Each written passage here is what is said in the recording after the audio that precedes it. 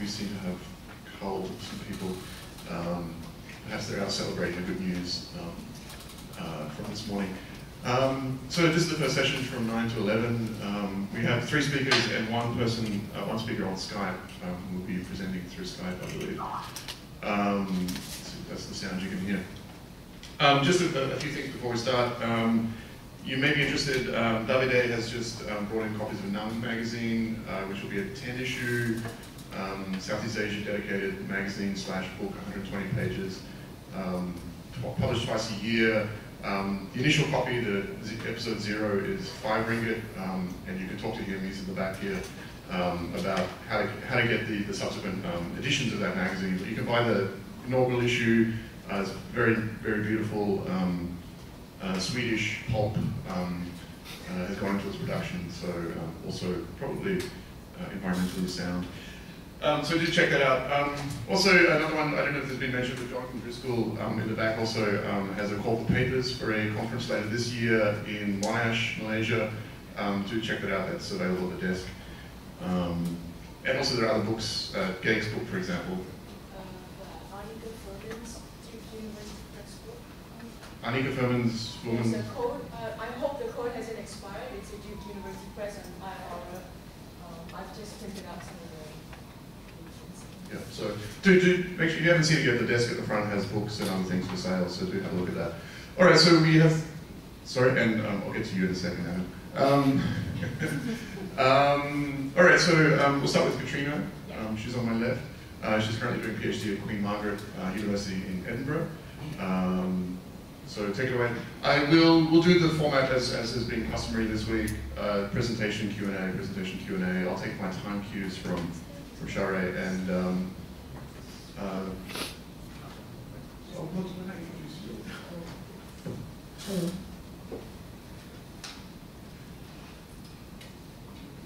Good morning, everyone, and thank you for making it bright and early to the first presentation.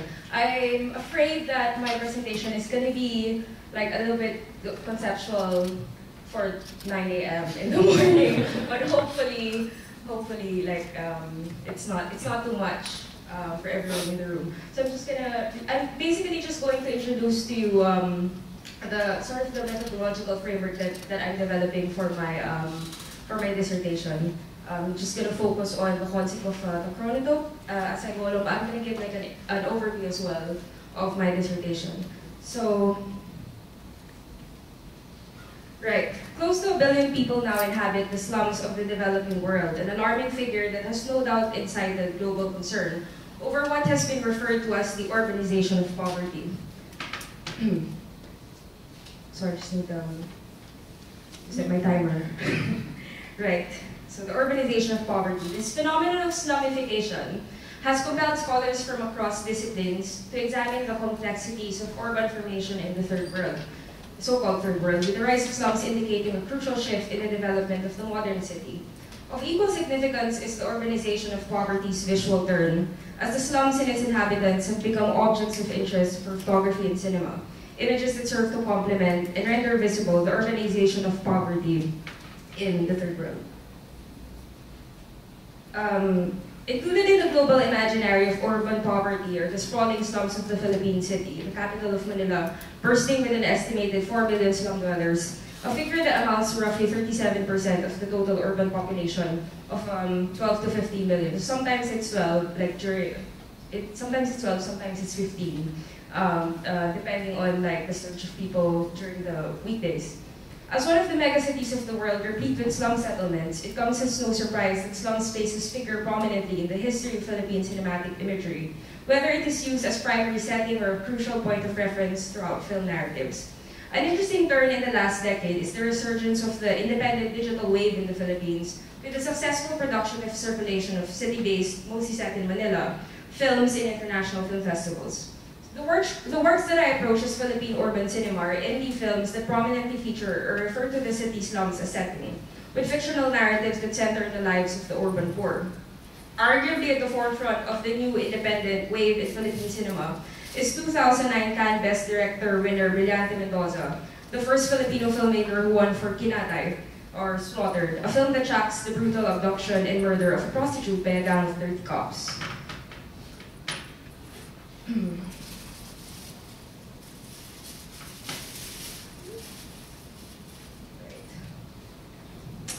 Mendoza's triumph puts Philippine cinema on the map, as it were, an expression that gains traction, considering the time-space analysis of films and film production that I intend to pursue.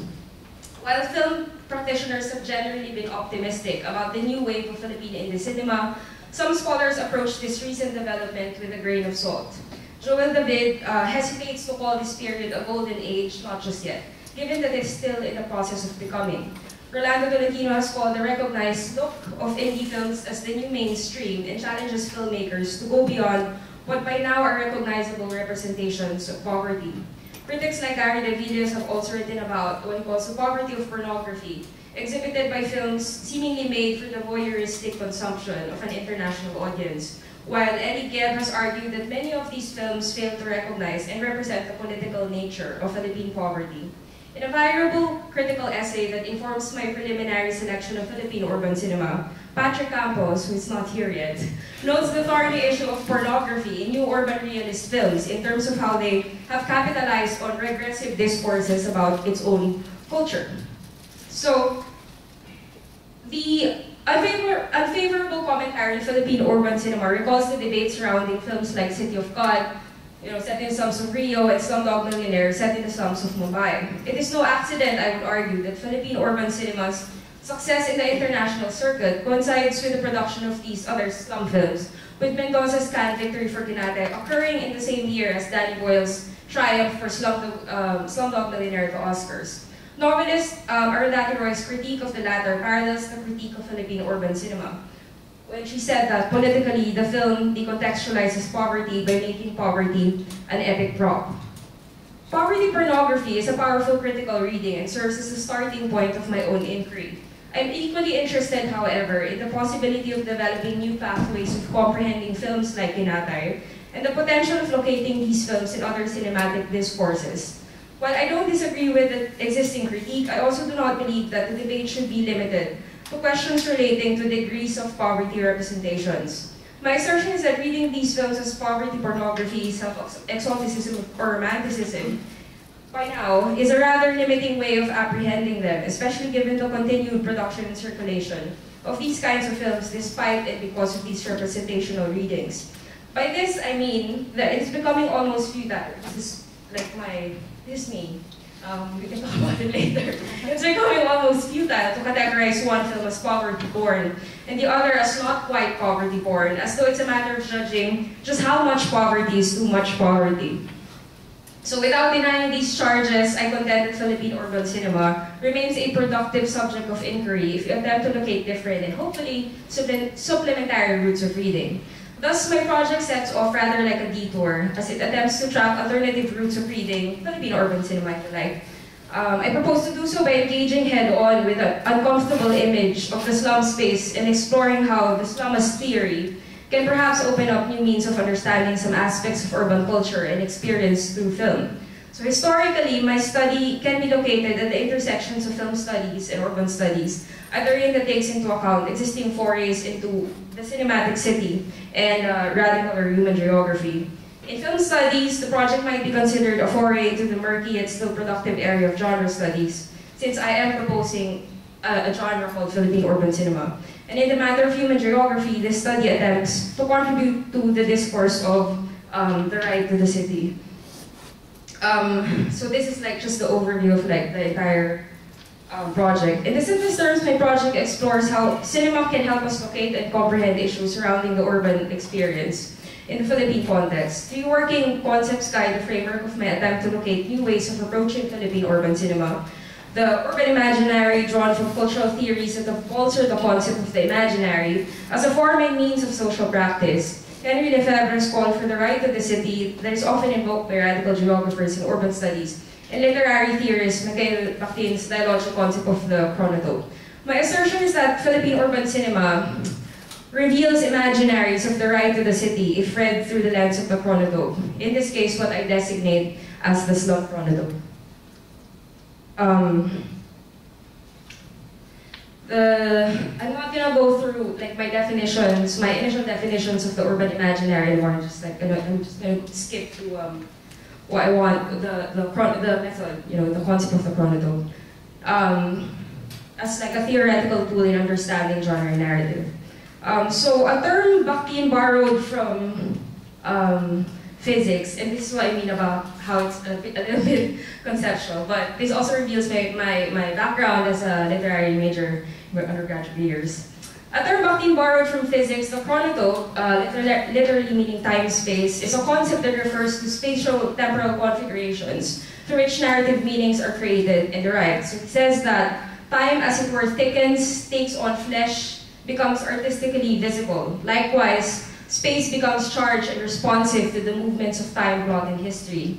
He further describes how chronotopes are the organizing centers of the narrative, the place where the knots of narrative are tied and untied, which I find to be really an interesting turn of phrase. While initially formulated for literary analysis, film critic Robert Stamets argued that the chronotope is actually ideally suited to the study of cinema, where time literally takes place before its viewers.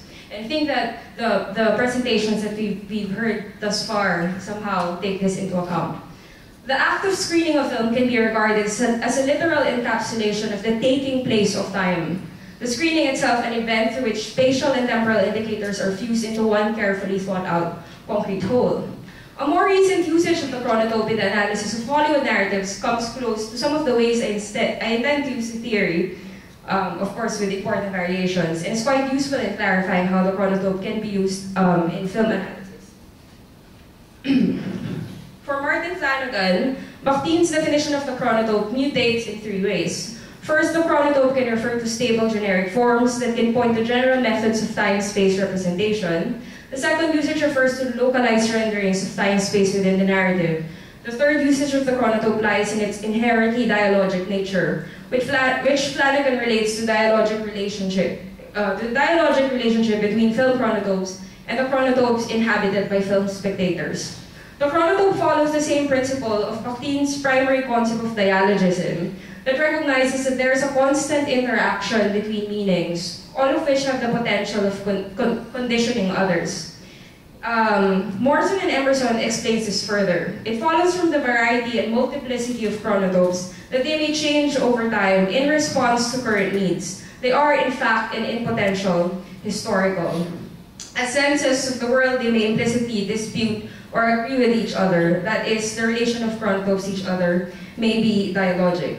It is important to understand that these levels of reading intersect with each other and are all grounded in turn on the realities of Philippine organization, which I confess I won't be able to discuss in detail in this presentation. While Bakhtin was well aware that there's no such thing as a direct correspondence with reality in artistic expression, and even warrants of what he calls naive realism, there's a link between text and context that is generated only upon reading, which I understand to be what Bakhtin meant in saying that the chronotope is almost like a metaphor, but not entirely. Related to this mediation of reality via the chronotope is its historical nature. The chronotope functions simultaneously as a textual and contextual tool, as it recognizes that time and space, real or imagined, are never static. As Michael Hawkes explains, the dialogic nature of the chronotope argues that time-space relations of any particular text will always be perceived in the context of a larger set of time-space relations that is obtained in a social and historical environment in which it is read. What I call the slum chronotope in Philippine urban cinema can be approached in these three intersecting ways. So I've so far been discussing the slum chronotope in its first sense of reading as a generic marker of a genre I call Philippine urban cinema. Internationally circulated films produced at the turn of the millennium that are significantly grounded on or reference the Philippine slums. The use of digital technology adds to this first sense of reading the slum chronotope, in that the digital marks time. Contemporary technology that filmmakers prefer to use in constrictive spaces such as slums. These films could only have been produced now at this juncture in history that has seen unprecedented urbanization in megacities of the world. The second sense of reading explores the slum chronotope's localized renderings and how it dialogues with other minor chronotopes produced within the narrative, such as the way the slum space might mark the beginning and end of the cyclical narrative and the many meanings the narrative structure might generate. The third sense of reading builds on the first and the second, regards the films themselves as concrete pairs or manifestations of the slum chronotope. So I'm just gonna go now to the film itself, just so that you're not, you know, I'm hopefully not really like floored by how conceptual it is. So how can we maybe look at Kinatay from a chronotopic perspective? So just like moving on to the second sense of reading it in terms of the localized renderings of time, space. It is useful to return to Kinatay at this point, considering Mendoza's win with Marosa, a film that seems to hark back to Mendoza's subject matter of choice. Kinatay follows the 24-hour ordeal of a young criminology student who found himself participating in a violent murder of a prostitute by a gang of 30 cops. I mean, I don't know if you have seen it. Not yet. Yeah. Oh. It's not the easiest film to watch, and the late Roger Ebert called it the worst film in Cannes history and walked out during the screening.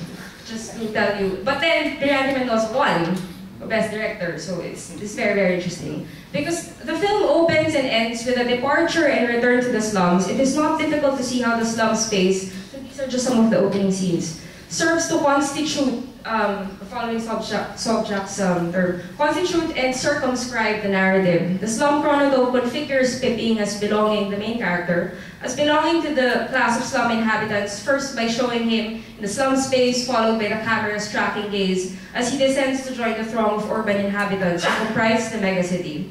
The choice of opening shots already plays with generic expectations from a drama set in such a context of urban poverty. Crowding scenes, garbage, noise, traffic, all signifiers of abject conditions of the Philippine capital.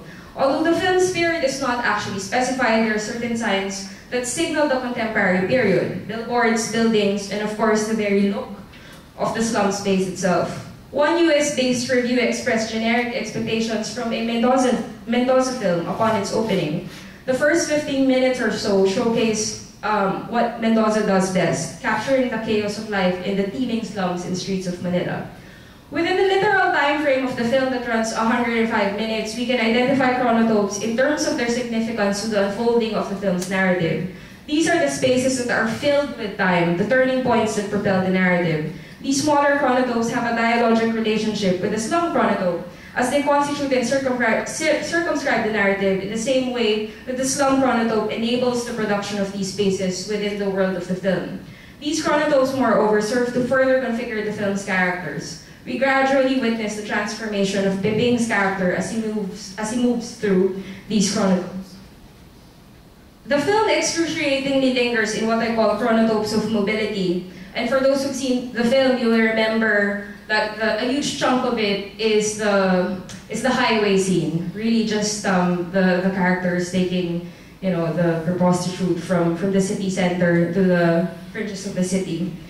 It is the vehicle, the highway, that operates as chronotopes of mobility, the means of production that facilitates the beginnings of Piping's experience of horror and entrapment in the urban space. The highway recalls Bakhtin's chronotope of the road, a classic example of a chronotope where time spent is ground covered. The van and the highway are particularly urban forms and might also be interpreted as symbols of global urban modernity. In this sense, inhabiting these chronotopes hints at the possibility not just of literal movement, but of moving up the social ladder. In the film's narrative, Piping's very presence in the vehicle already earns him favor from the cops, who serves as figures of state authority and violence. In an exceptional essay on the filmic strategy of what's called the long take in representative films of Philippine cinema, including Kinatay, Patrick Flores argues that here in Kinatay, it is the road to perdition that is the artifice, not of mere setting, but a concretization of what Michael Taussig has described as the cultures of terror, the space of death. Flores reads this passage as the passage on the road as a political device that reveals a critique of the development of a city, its metropolization beyond the decrepit parts of the city. While the narrative uses spatial movement to indicate the passage of time, the passing of day to night also serves to encapsulate spatial movement to reveal shifts in the narrative. The shift from daytime to night serves, somewhat predictably, as a metaphor for Piping's psychological transformation into darkness. It is a very, very dark film in the literal and symbolic sense. It is the film's spatial shift during the actual murder, however, that adds another layer to the darkness metaphor. In the house, where the brutal scenes of murder takes place, the staircase serves as a threshold chronodope, following a term that Bakhtin also used in literature. Bakhtin explains this threshold and related chronodopes, like the staircase, the street, etc., and used this in an analysis of crime and punishment, are places where crisis events occur. As for the temporal dimension, Bakhtin characterizes threshold time as essentially instantaneous. It is as if it has no duration and falls out of the normal course of biographical time. The time that takes place in threshold spaces are moments of decision, turning points in the course of events. In Kinatay, Pepeng's threshold chronodope is captured in his descent to the basement where the slaughter occurs, a spatial-temporal shift that signals his full complicity in the crime. At one point, he is given the chance to return to the city when he is sent on a quick errand outside of the house, but he ultimately makes his way back to the house to seal his fate. In Kinatay, the slum chronodope serves as bookends of the narrative, but the way it is used in the beginning is different from the way it is used at the end of the film.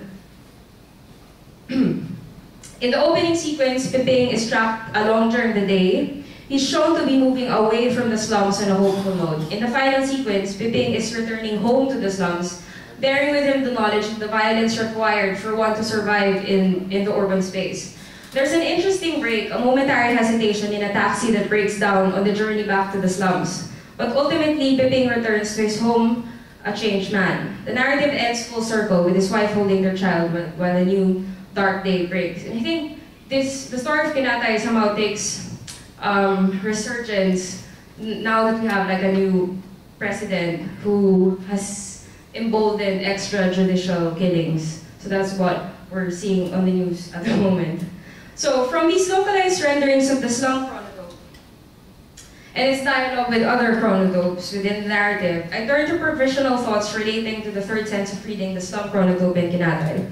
The chronotopic rendering of narratives in Philippine urban cinema can be expanded to mean the movement of the film products themselves in the transnational flows of capital via festival circulation. The very production of urban films are assertions of the right of the city in the world created within film narratives, and the worlds these films enter as mediums of local urban cultures. In film festivals, Philippine urban cinema is able to dialogue with urban imaginaries offered by similar city films from different national contexts. De Valk's description of the nature of the film festival circuit is interestingly chronotopic and dialogic, as he proposes to approach festivals as sites of passage with spatial temporal dimensions. This supports the third sense of chronotopic reading that views the films themselves as assertions of the right to the global city, a desire for inclusion in the world map, as I mentioned earlier, of the global urban imaginary through visibility in film festival networks. Indeed, films are globalization and not its after effects. Building upon the senses of chronotopic reading, it is possible to argue that the experience of watching Kinatay in a global space is generative of an experience that conflates the chronotopes in the world of the film and the world of film festivals. My sense is that linking film theory to urban theory can be really useful in this task, although I'm well aware that my study is still lacking in this regard. The notion of, returning to the question, what kind of urban imaginaries can Philippine urban cinema offer?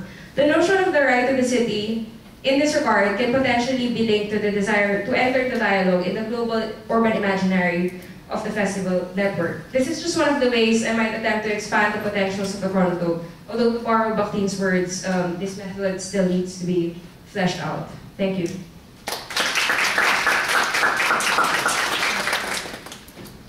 Great, thank you, Katrina. How much time do we have for Q&A? Timekeeper? 10 minutes?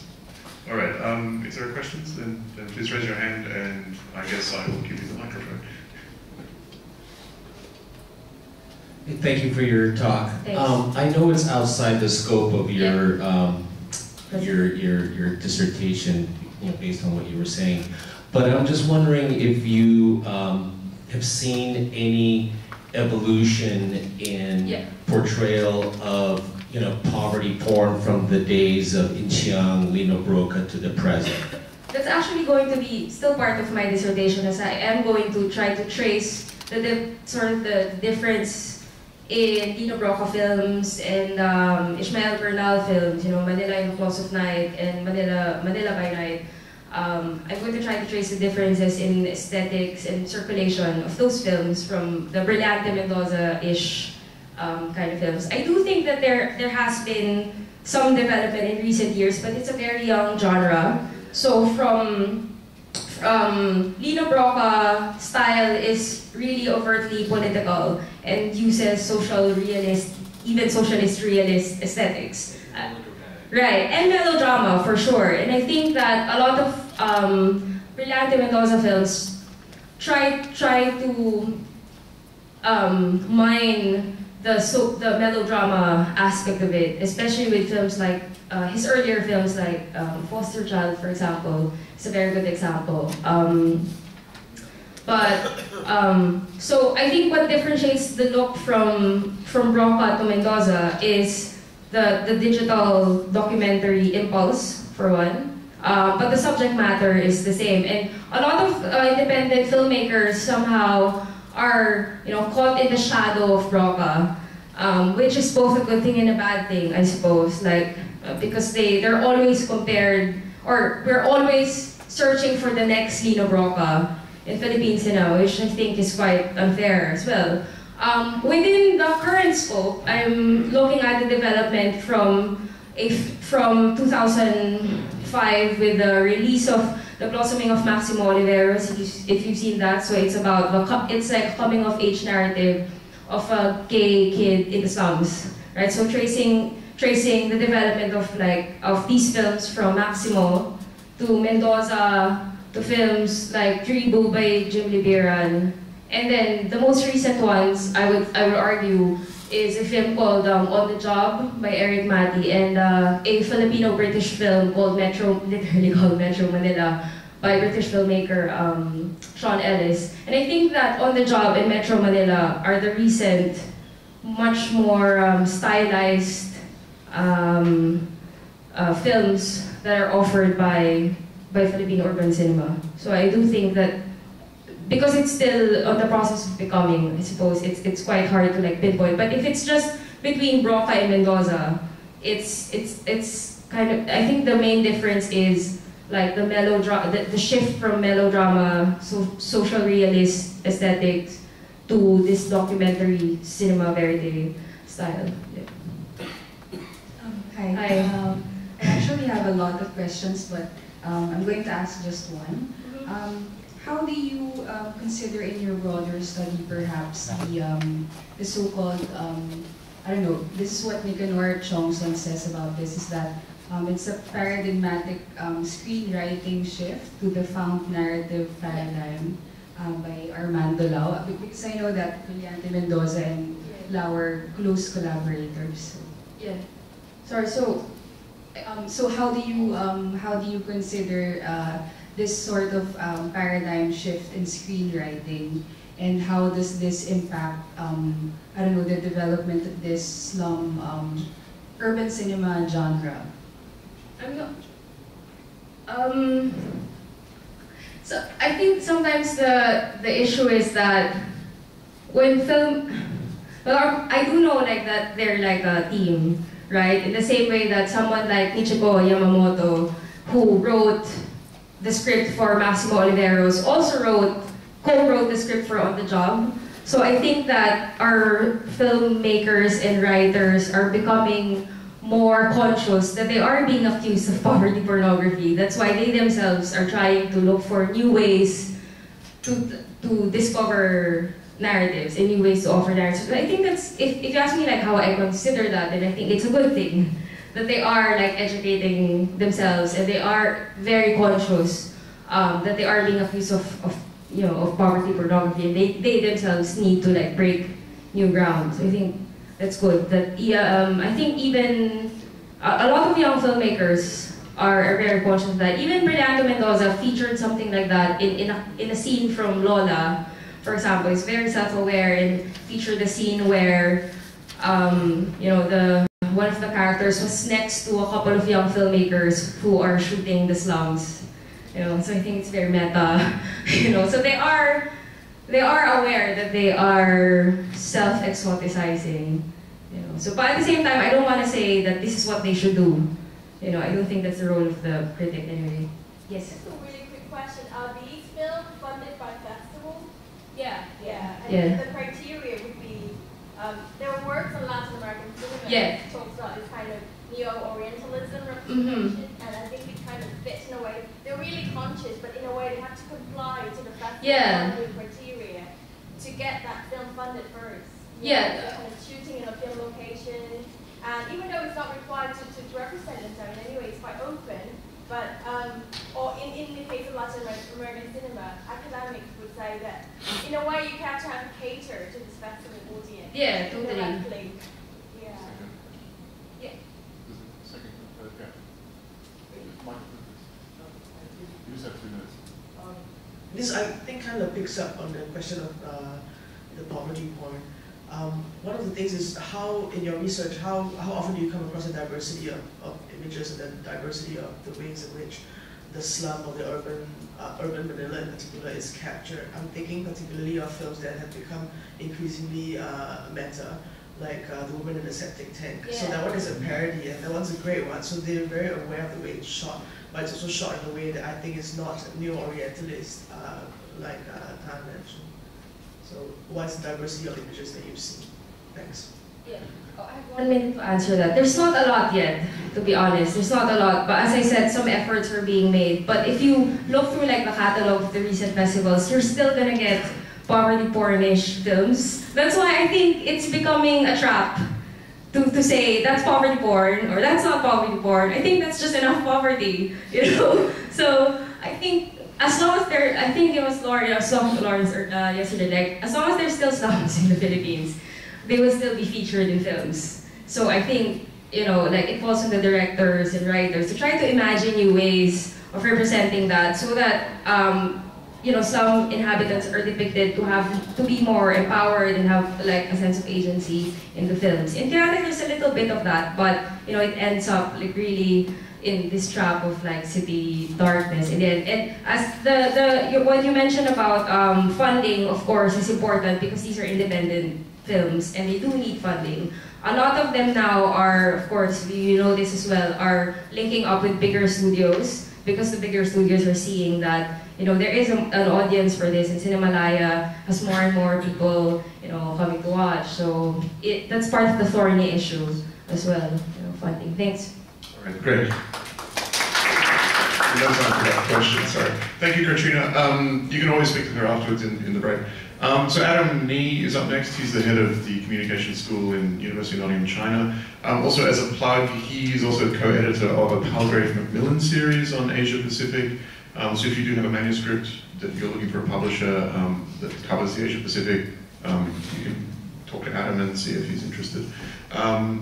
Take it away, please.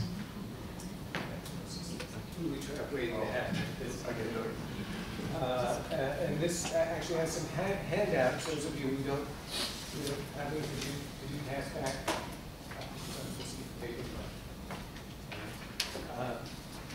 So, home technology. Thanks.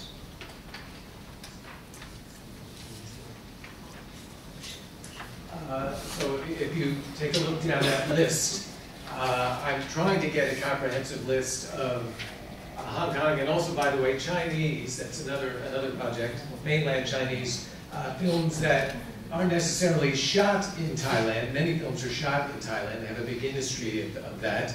But films that are set in Thailand.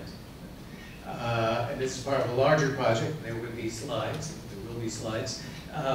that I'm working on, that I'll be working on even more in the coming year. I'll be leaving UNNC and going to Institute for Asian Studies in Leiden for the year to work on this project of Thailand as a global idea in cinema. Thailand as this kind of imaginary entity that's been propagated through different national cinemas over time in different ways.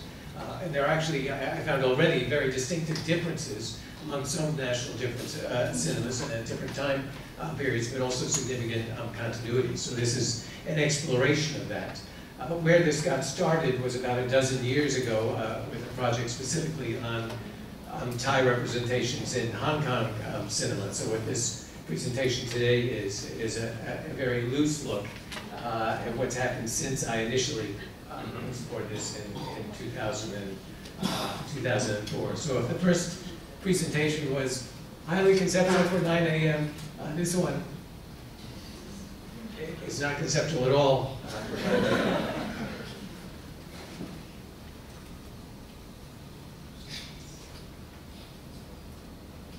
And there we go. Speaking of non-conceptual at all, so yes, the wider framework, I've already talked through that slide. So yes, there's a global discourse going back to the silent era, and again, there are a lot of continuities. Why does everybody have a certain understanding of what Thailand signifies instantaneously? But in fact, there are notable differences. And again, taking a look initially in the case of Hong Kong, and what we'll do if there's time is I'll show you a Hong Kong representation that's more old school, and one that suggests what I think may be more of the newer trends. But again, I'm sorry, about that handout, I do have my email address on there. I really am interested to know if you can come up with other examples. All my film friends know that this is my pet thing, that they try to get me on, I know a title, and almost always it is a title I already know. But when someone can get me on my title, I'm very appreciative. So these are some of the better known names over time. This has been consistent pattern in Hong Kong cinema. Hong Kong always returning to, obsessed with Thailand for a variety of reasons. And the number of productions has really varied. Sometimes it'll be one or none a year. Sometimes by chance there'll be 3 or 4 productions in a given year that are set in Thailand. But when you get to these low numbers, it's hard to do a statistical analysis and say, well, there was this that happened, and suddenly there was an outpouring. It's just been sporadic over time, but consistent. And among the things, very quickly, that I found to be patterns, and you can read up on this in Tensi Kam and Gina Marchetti's book from 10 years ago called Hong Kong Film, Hollywood, the New Global Cinema, and that actually did finally come out in paperback. Basically, Hong Kong constructs Thailand as an other to itself. Everything we can't do in our day-to-day lives of rough and tumble, high-pressure Hong Kong. Well, here's our closet. Here's where we can go and explore what we want to be sexually, in terms of spirituality, in terms of criminal activity, in terms of drug activity, you name it. We can't get away with it in Hong Kong. It's so highly regulated, but back in Thailand, we can let it all hang out. We can get loose, we can get crazy, but also, and this is very distinctive to the Hong Kong cinema, we can also connect with our lost emotions and our lost connections to family, specifically to Chinese family. And all the Hong Kong films from an early era would tend to open in Yaowarat in Hong Kong, in Bangkok, Chinatown, which is the first place people would go to look for their relatives or to find people who know where their lost relatives are and connect to them. But these connections to relatives are also connections to the past. Gee, there's a family obligation I didn't deal with, someone I forget about, something I was supposed to take care of way back when.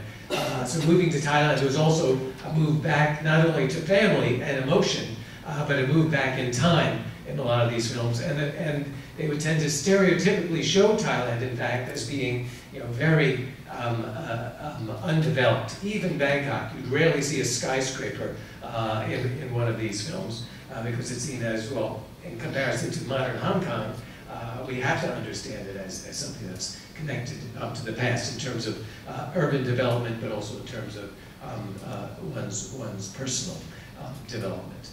Now, what I found with these new films on the list is that, in fact, there is a lot of continuity, especially initially. You see there's a whole crop of films in 2007. And again, I don't know why that is. I think it may just be chance because we're dealing with such low numbers there. And a lot of those in 2007 are still very much like the ones, the tendencies I found before. But over time, we see a number of shifts that start to crop up. And a number of complexities, actually, in approaching this object. For example, the object of Hong Kong cinema, a Hong Kong movie. Of course, that has become completely fraught because now all Hong Kong films are, at the same time, or almost all, at the same time, mainland Chinese films.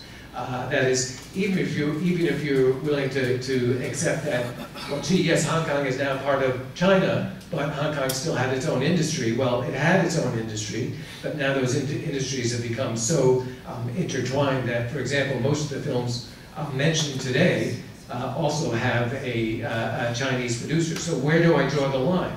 And it really is, very messy, and they just need to try to decide, well, are there mostly Hong Kong stars and mostly Hong Kong production personnel and a lot of Hong Kong money? Then I'll talk about this mostly as a Hong Kong film, whereas there's some other films I've been studying separately where most or all the money comes from China, and indeed their perspective on Thailand tends to be a bit different. So there's a complexity in terms of what is the national identity of the product.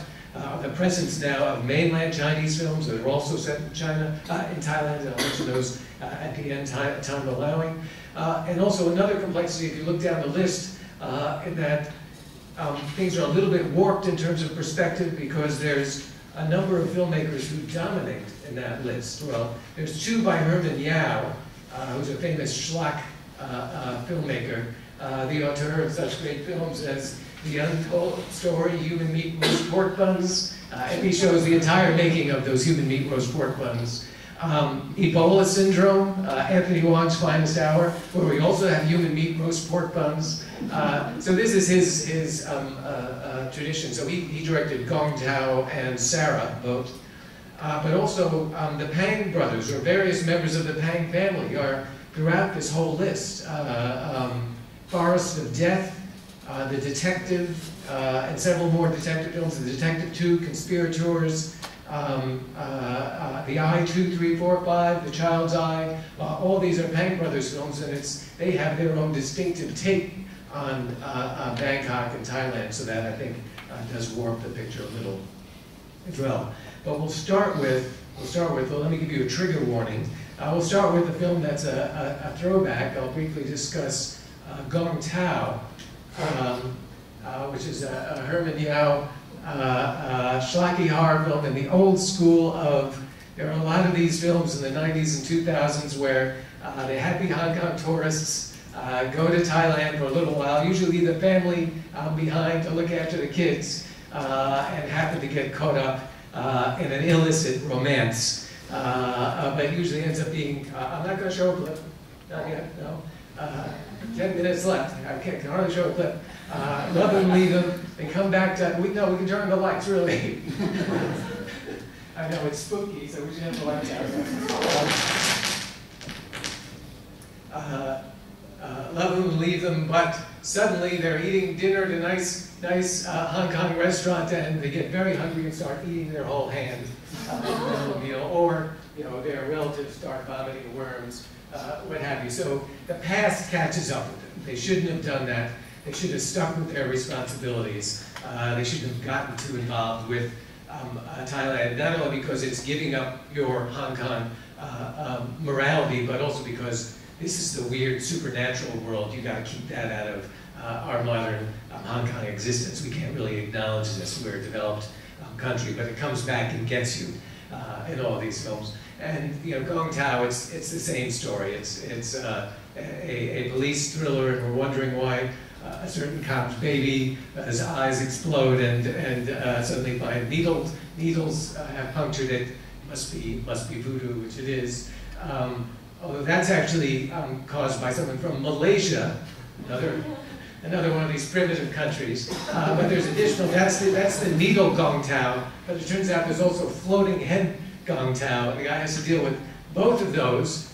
And, well, by the way, he did get involved with the girl when he was in Pattaya doing a drug investigation. Oh, I'm sorry, it doesn't come out well on the slide, but there's a naked dead woman on the floor of a bathroom covered in blood. That's classic Herman Yao imagery. But before she died, she managed to, without the guy knowing, draw a certain talisman on his back, and this has now cursed him as well. So he's got three versions of Gong Tao that he's doing. So this is old school.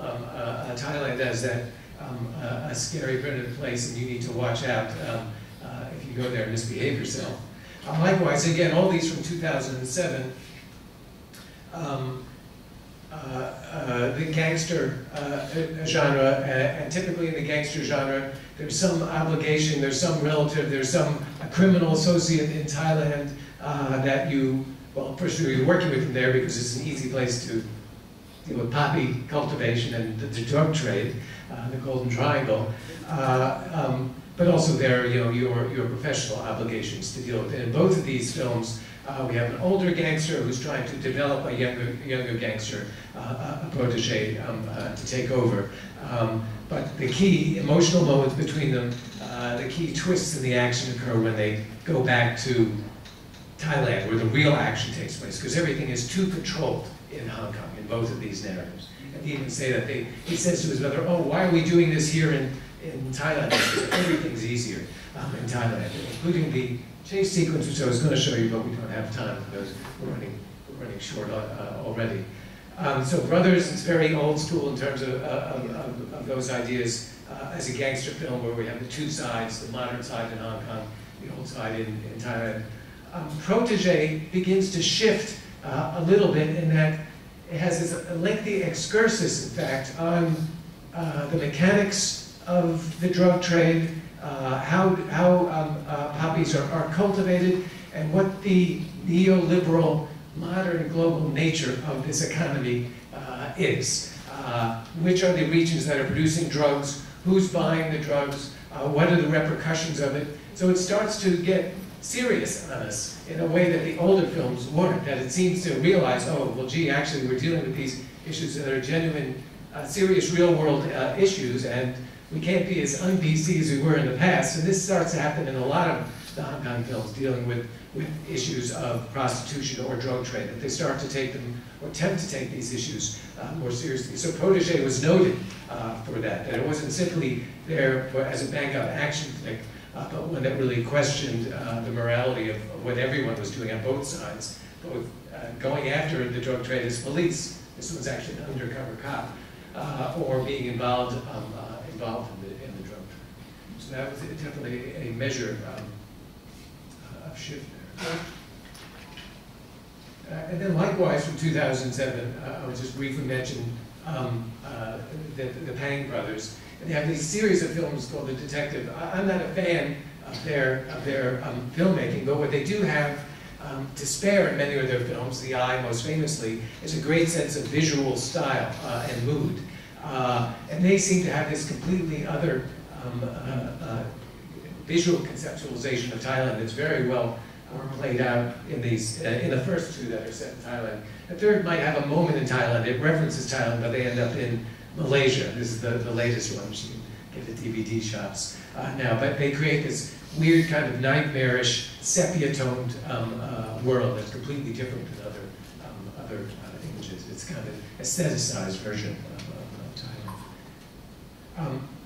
But moving a couple of years later, as what I'm going to argue in the 3 seconds I have, the films start to get more self-conscious, 5 minutes they have, more self-conscious about the issues that they bring up, and about this past of stereotyping Thailand, that there's less of the direct insults and ribs at the country, and an attempt to more directly engage some of the issues that come up.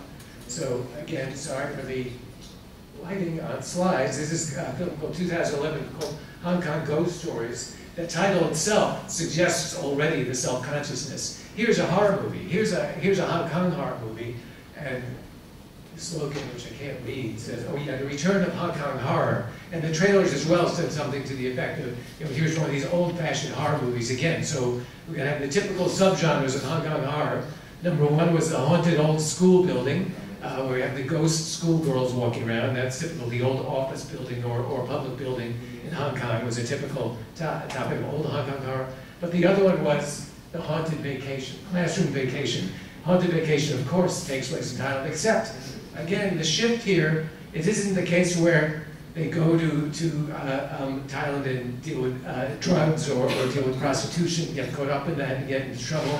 Their troubles come from things they had already done in Thailand, and they were going there just as an escape. And I don't think there's even any location shooting. They just have a mock-up in one scene, and they put a Thai stop sign, so you think it's a Thai exterior, but that's it.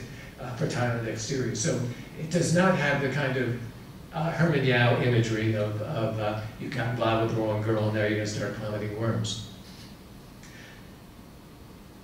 And then again, the last three on your list. Likewise, there's still connection to the old approaches, but again, there's a definite greater sense of self-consciousness of the global issues that are real issues here, and that cannot just be there as comic strip exploitation anymore. So The White Storm was one of the biggest Hong Kong successes of 2013, a big budget gangster film in the old mold. The three guys, undercover cops in Thailand, have obligations to each other, get into trouble there, they leave one of their friends behind. This is something that haunts them in later years. So it's the connection to the past, connection to emotion, the connection to deeper obligations. They all get back at the end, though, and have a big shoot 'em up and kill the bad guys and are reconciled with one another. I think the main difference, though, is that this is a Hong Kong gangster film which is willing to show at least some imagery of Thailand as a modern country. So it's not only driving down the back alleys, it includes a lot of imagery of modern Bangkok skyscrapers as well. So it's only an incremental shift, and even that, they have trouble integrating the crime action into the modern cityscape. So the key action sequences take place still out in the backwoods of Thailand. Sarah, a Herman Yao attempt to be politically aware. This is actually a drama with Simon Yam playing a good guy for once, or a semi-good guy. He's in the Ministry of Education in Hong Kong. Okay, he's not a good guy. He's having an affair with a younger woman, and she needs to escape.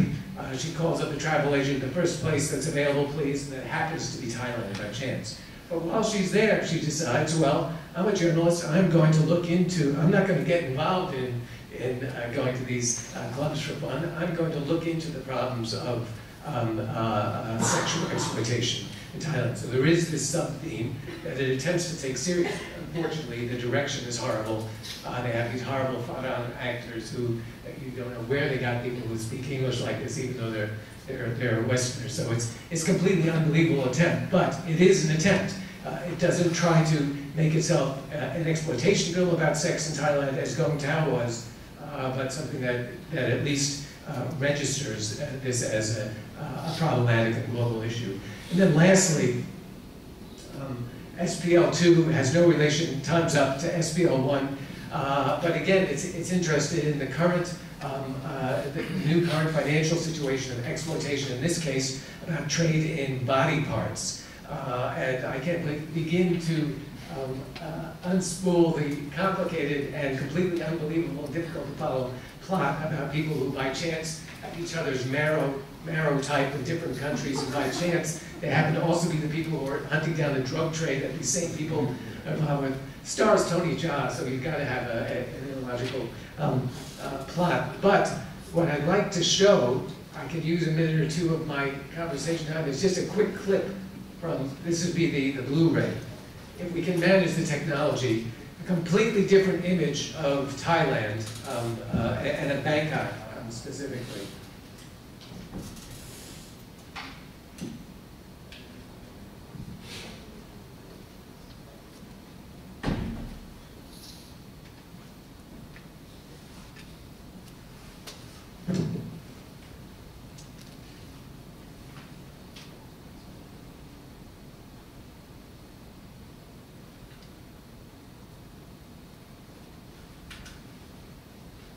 There's a very contemplative image in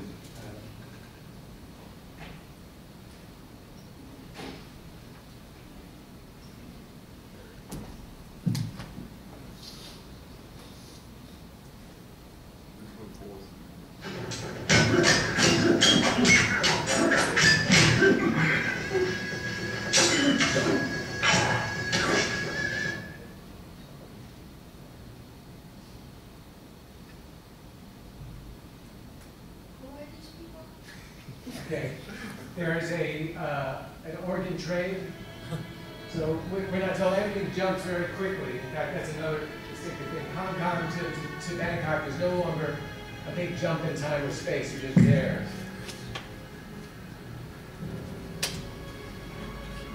So that's the Thailand Medical Center. We don't know yet.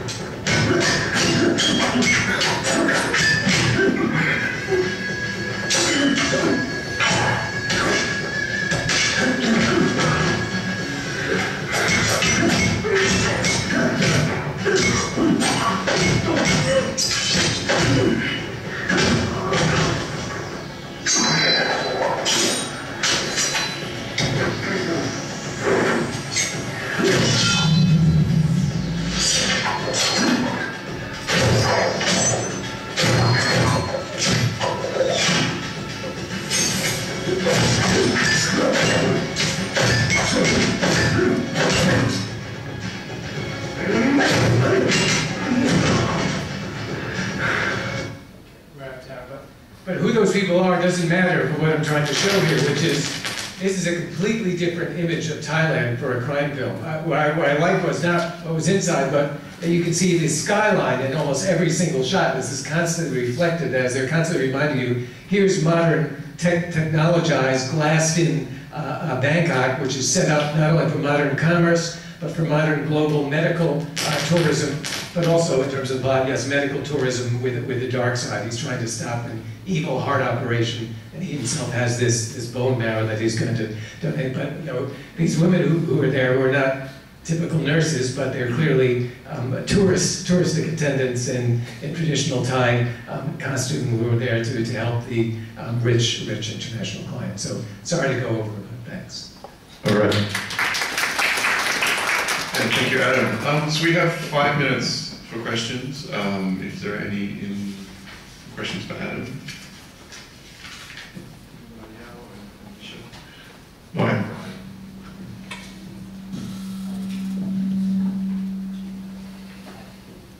Hi Adam, thank you for the presentation.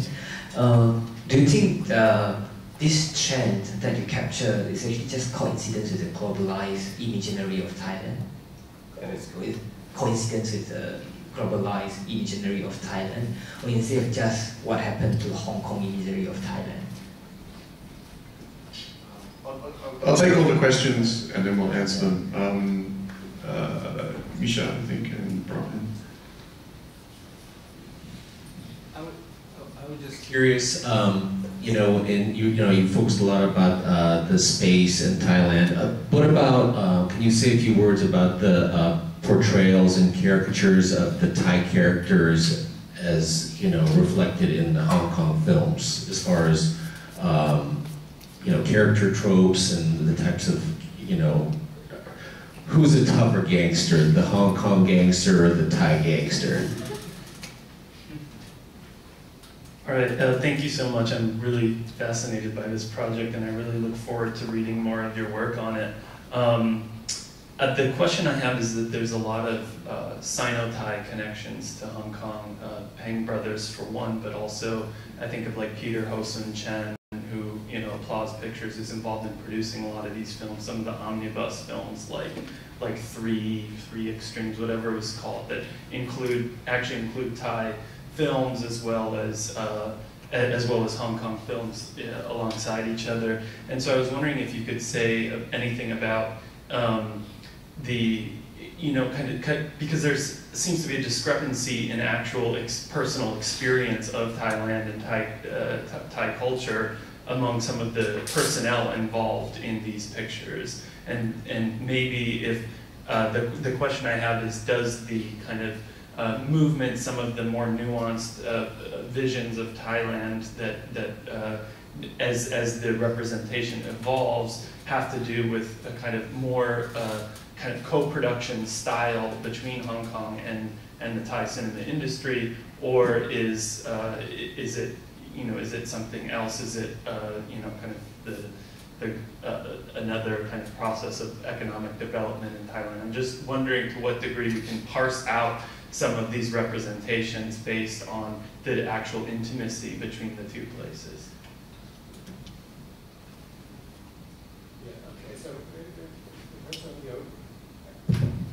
Yeah, I'm not sure I'm completely clear in that question. You're saying, was this intentional, or is it just a function of the way times are changing? Is that way? Both, either.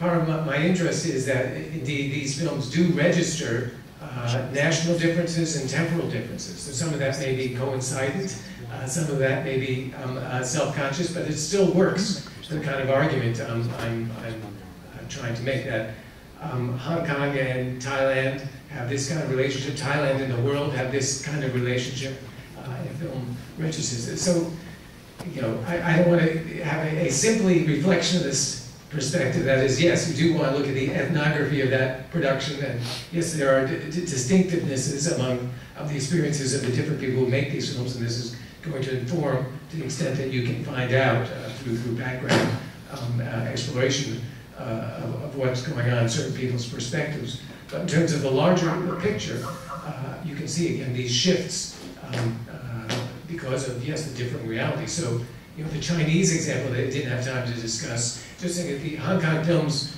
have shifted mostly to horror and crime. They used to do a lot of romance and comedy. But who's taken that up? The Chinese have taken that up in terms of a larger production system, the mainland Chinese.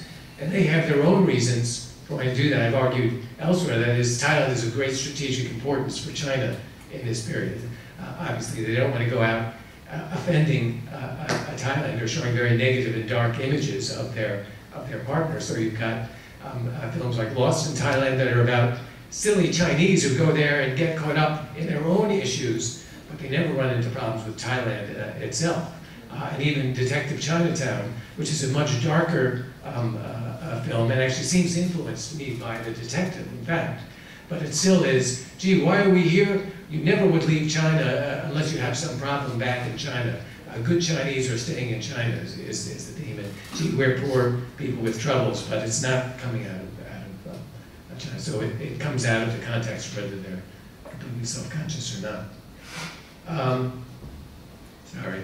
Portrayals of Thai characters, that's interesting to think about. There's not, the problem is that there isn't a lot of it, that the focus is mostly on the Hong Kong characters, but more and more willingness to use Thai actors, Tony Jha, for example. But again, it also ties into the globalization of the film industry. There's a bunch of different things that interconnect. But yes, you will have more realistic portrayals the more you can have actual Thai actors playing this role, and the actual use of Thai language, which gets more and more, rather than fake Thai language as you get actually in some productions. Actually, I guess I've covered your the same. So. All right, thank you, Adam. I just realized where. Oh, yes.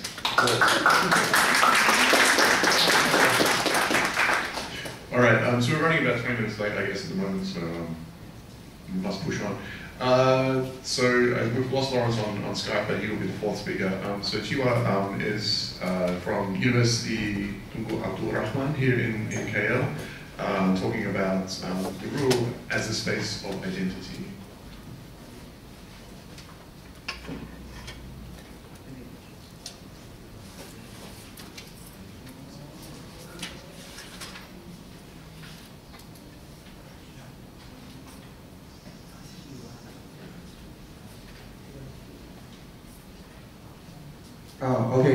Good morning. This is going to be, I think, a very brief presentation due to this is only my elementary observations that hasn't developed into a full paper. Right. Okay, my presentation, the title of my presentation today is The Rural as a Space of Identity, the Nostalgic Elements in Wuhu and also Ice Kacang Papilov, right? Okay, so I just want to, okay, yeah, okay, I want to discuss a little bit regarding the backgrounds of these two films, right? Okay, so the year 2010 can be considered as the watershed years for Malaysian Sinophone cinema, when two Chinese New Year productions, Wuhu, okay, Wuhu, okay, in Chinese 大日子, and also Ice Kacang Papilov, 初恋红豆冰, okay, make it to the local commercial cinemas and achieve a rather good box office for their screenings. Okay, so basically their screenings mark the beginnings of a new wave of Chinese Malaysian make commercial Sinophone film productions in Malaysia that. And also starting from the years 2010, more films directed and produced by Chinese Malaysians were on the screening list of the local mainstream commercial cinemas. Okay, these commercial productions are basically different from the earliest independent Sinophone films, which, you know, the narrative is easier to understand, and they have a bigger budget and enable them to hire famous celebrities and artists, not only from Malaysia but also from international talents, especially those Chinese Malaysian artists who work in Taiwan. Okay, so Wuhu, directed by Kuan and starred by mostly local talents, DJs and broadcast personalities from the Malaysian satellite broadcast stations of Astro.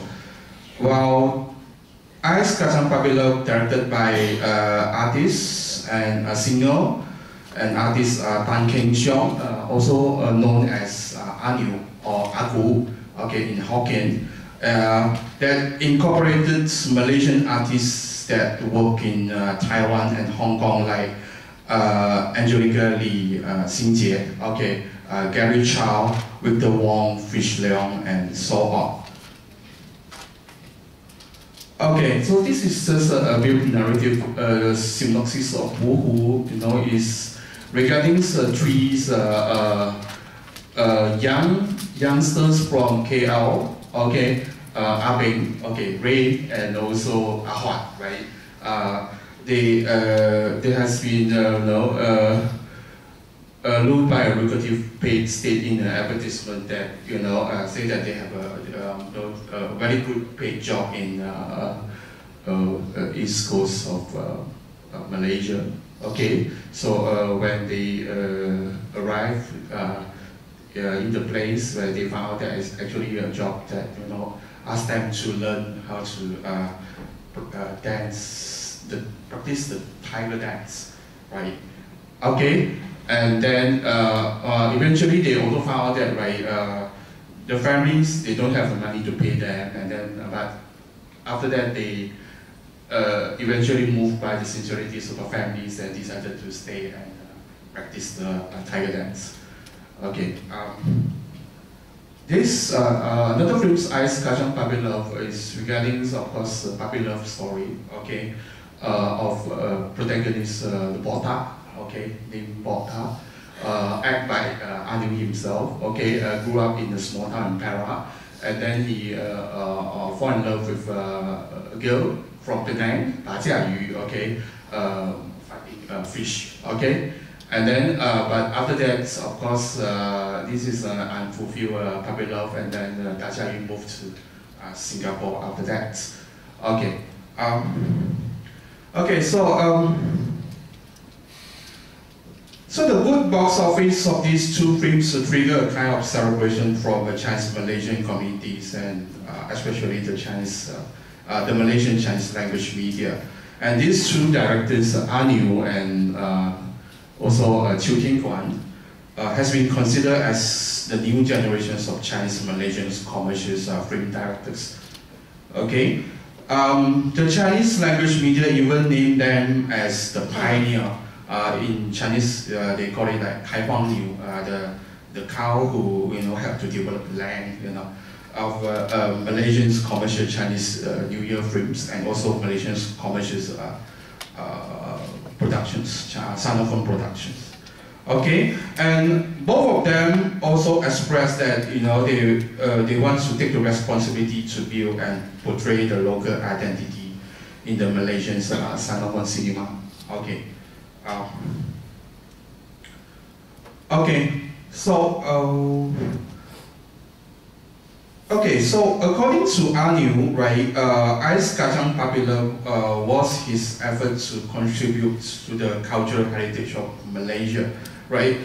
In the press statement regarding the theme of the film, it actually stated that the films actually incorporated the collective memory of Chinese Malaysian life, okay, of the 70s, 80s, and 90s, and enable this Chinese Malaysian to reconnect and resonate the Nanyang small town sentiments, and also enable the world to know the everyday life of Chinese Malaysian. This is what the press statement stated. Okay. Okay. Of course,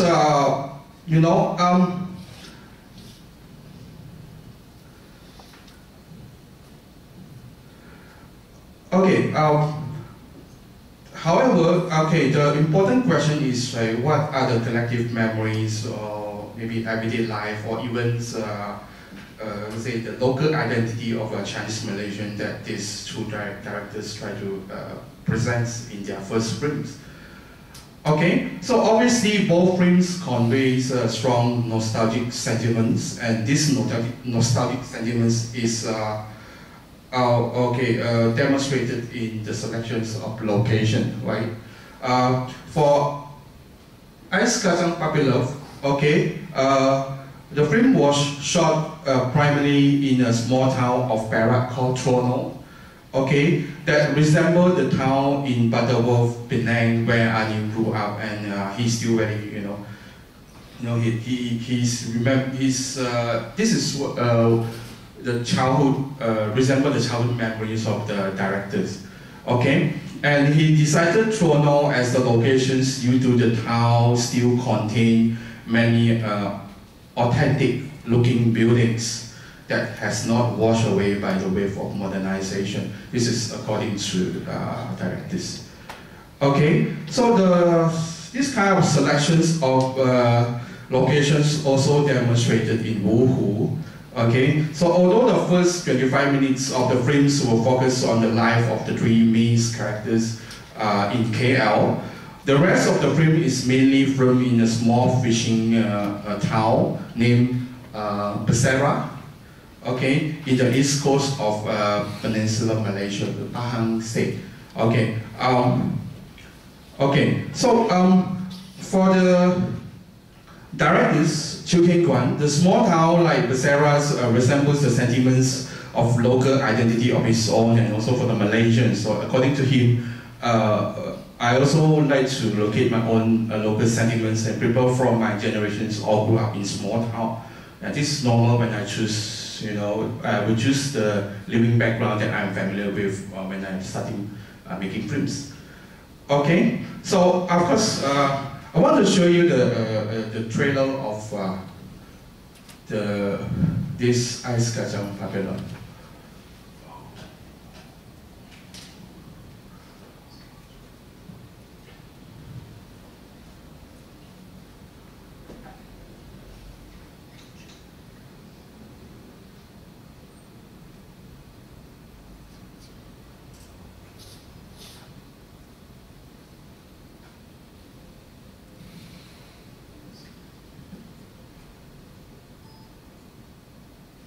变强啊！他的名字叫唐夏雨。那你的，甜甜的，可是却好像我的初恋一样，来不及继续感受。I managed to only to get a low resolution video with only Chinese subtitles.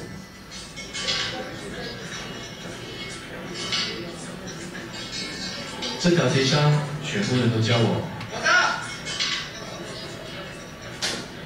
我比几杯来。哦。摩达，咖啡杯来。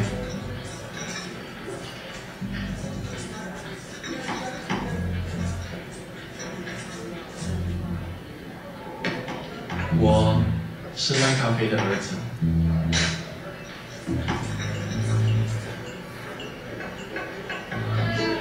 全发就是我公公的名字，以前这间店是我公公的。我打。现在这间店是我爸爸的，以后啊就不知道是谁的店了。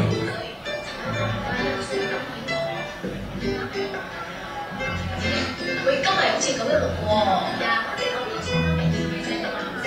佢一嚟到差唔多。7同1錄咧，我係咁滯。能啦。喂，各位仔，咖啡一杯。咖啡一杯。不是因为他，他的故事要从很久以前讲起。我忘了那个时候我几岁了。有一天，他妈妈带着他出现在我们的店，从此就住下来了。那个时候，我本来有很多头发的。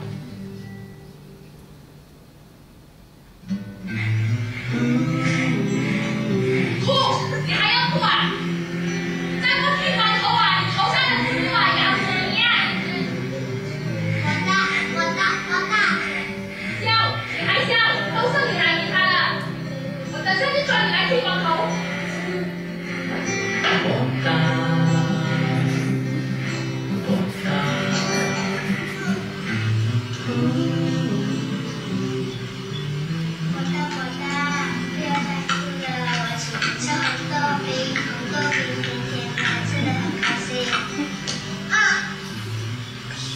这是阿坤和他的妹妹。你快打我，等下你就会哭了。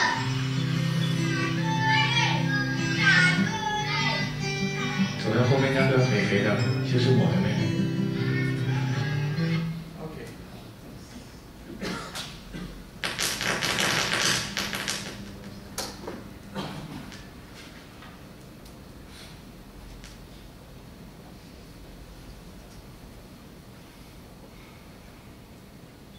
Okay, so from the trailer, you can see you can actually see a lot of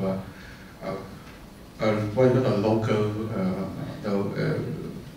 everyday life, the nostalgic elements in the film, right? Okay, of course our new Camerons is like crazy in love with all these kind of elements, like the kaki lima, and we call it like 5 footways, the corridor of the pre-wars houses in Malaysia, and also this one, the old man, okay, reading newspaper. This is all the life that he want to portray, and then of course. The tradition is the pre-war house building that with the trace of history, the old houses, and then the old signboard.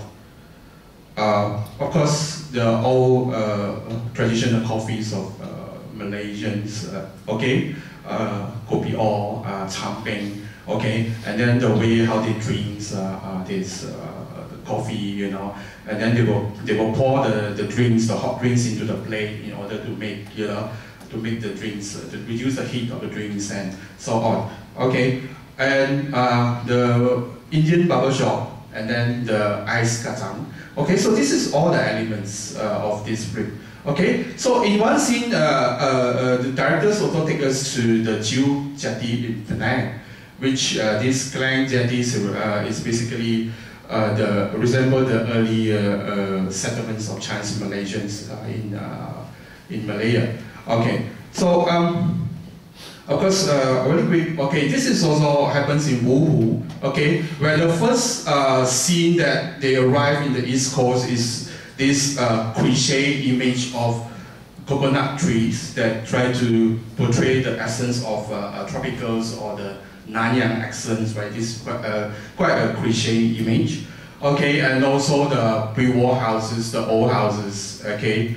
And then the place that they actually practice the tiger dance, which this is the place that the local, they drive their salted fish, okay?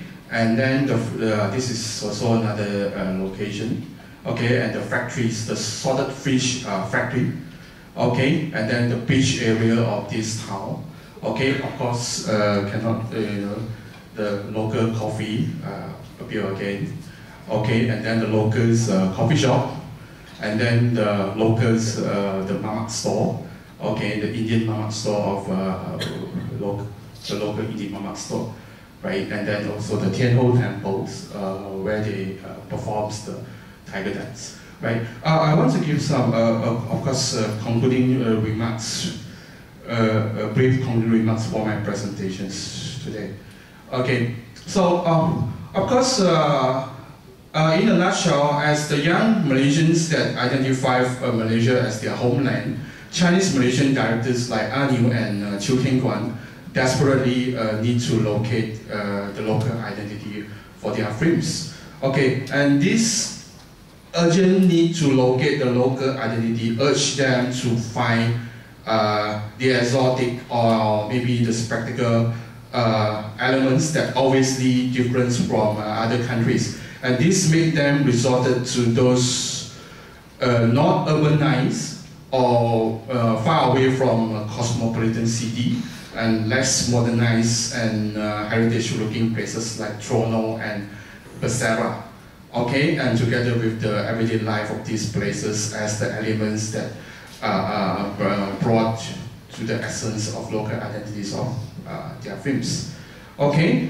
and of course, okay, for example, like for Anu, right, he stated that like it would be interesting to see what people outside Malaysia think of the movies. After all, they may not have fighting fish or play guli before, right? So fighting fish and play guli is also a part and parcel of the local identity that he wants to portray in his film, right? But also, this is also a show that, right, this film is not only meant for locals audience, but also the overseas audiences as well, right? So he tried to sell the local Malaysians, Chinese Malaysians, identities to the local audience. Okay, last slide. Okay, but however, for me, right, this image on the nostalgic elements is a kind of selective representations or maybe a monochrome representations that has a danger of neglecting the presence and also marginalize the urbanized identity of Chinese Malaysians. At the same time, by resort into nostalgia and placing the film in a community that mostly populated by ethnic Chinese, they make their films relatively politically safe. Okay, because this is a commercial films. Okay, while avoid the politically sensitive issues like the ethnic relationship of Malaysia. Right, for me, basically, they didn't really address the identity problems that faced by Chinese Malaysia. Thank you.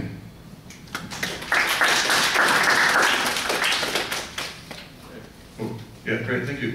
I guess we have a quick 10 minutes for Q&A. I think also Chua has to get Lawrence Chua back on Skype. Any questions? Yes, one here. Observation, because you mentioned, I think it was the director saying that this is quite unique to Malaysia. It reminds me the aesthetic of the film from Thailand, like Fan Chan, and a series of films that came out around the kind of 1990s and 2000 almost. And I wonder to what extent it's a generational thing or a time in Southeast Asia in which maybe it's post-1997, you know, we've gone through that kind of boom of everything, and now it's kind of like, oh, it doesn't really sustain, and maybe actually we're long for something actually nicer, and particularly with politics in Thailand and maybe in other countries in Southeast Asia, it's a time when we look back for a much peaceful and romanticized time, which, yeah, just kind of observation. Maybe you can comment on it.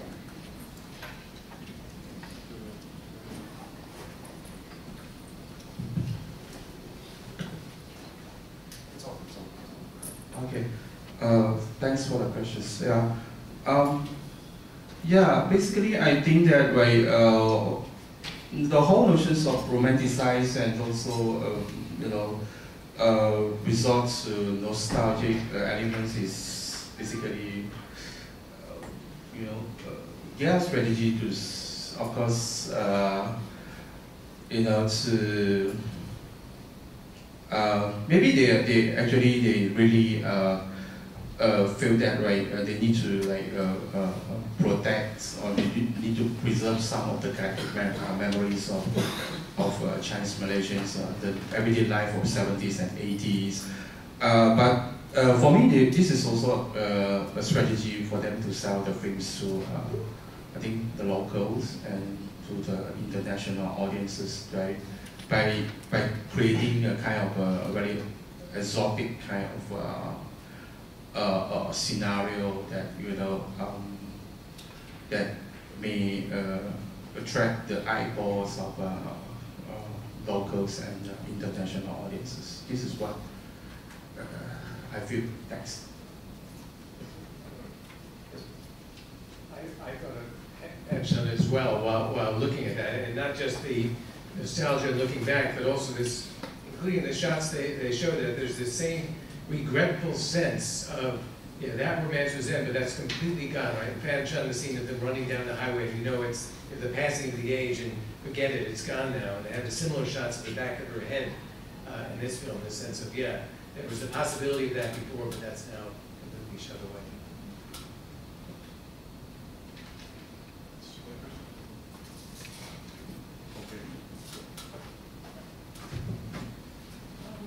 I'd forgotten that there were all these scenes of the kopitiam, and I was just wondering whether when I did my research on kopitiam representations, that was looking at films a little bit earlier, 2002. So my theory is that they come out. The nostalgia comes out from the sense of the long gone sense of togetherness. Malaysians eating together, well, not just Chinese, but Chinese and Malaysians. Do any of these representations show that kind of inter-ethnic,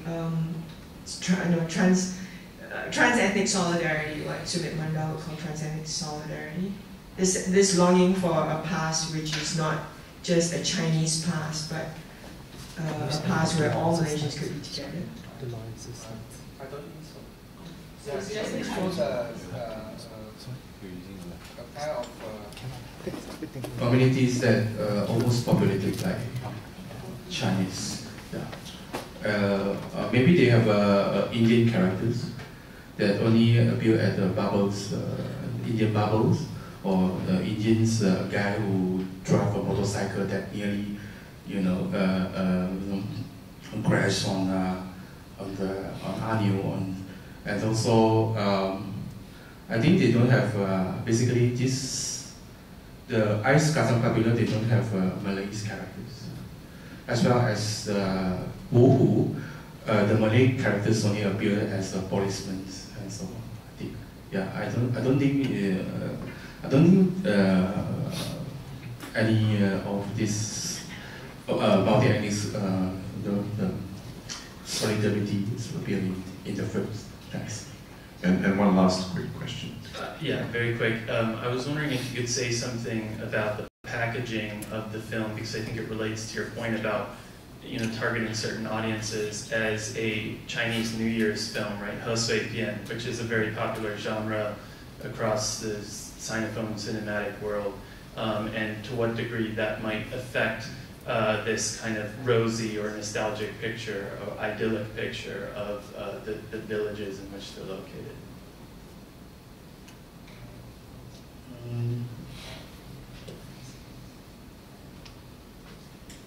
because as you said, they're bringing in like some recognizable talent from Taiwan, right? And in that kind of mode of here's a kind of poor fishing village, but here's a very nice looking pop star, right? So I wonder to what degree that kind of affects this representation or refracts the realist and enhances the nostalgic quality. You mean the actors or just the actors in the genre of Husui, yeah. Yeah. Right. Okay, I think of course for Chinese viewer from Husui Pian, right? Chinese may want to watch the film with I say that good feelings, right? They want to be happy. They want to laugh. They want to and then of course these two films is basically try to for me it's like it's of course it's like try to romanticize the whole notions of the collective memories of Chinese Malaysian in the 70s, and we have a very good culture. We have a very good kind of cultural traditions, and then now we should appreciate it. I think this is what they try to do. All right, great. Okay, thank you so much. All right, so we have one final presentation for this panel this morning. Lawrence Chua, who is Skyping in from the United States, I think. And I believe he's from Syracuse University. And hopefully technologically this will all work out. All right.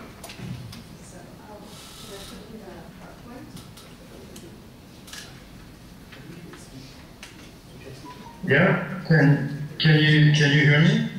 Yes, we can. Is this working? Hello? Can you hear me? Okay, I get a thumbs up.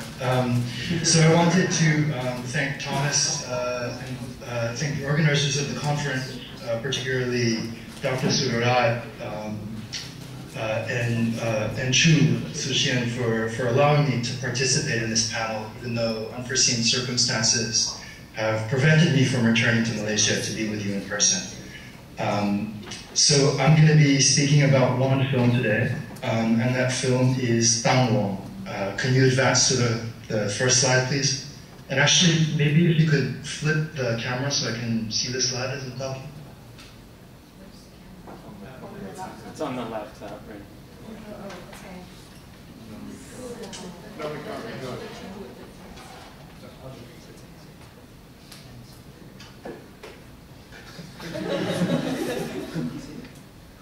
Super. Sorry, that's not the slide. Can you go back to the very first? Yeah. There we go. And now the first slide.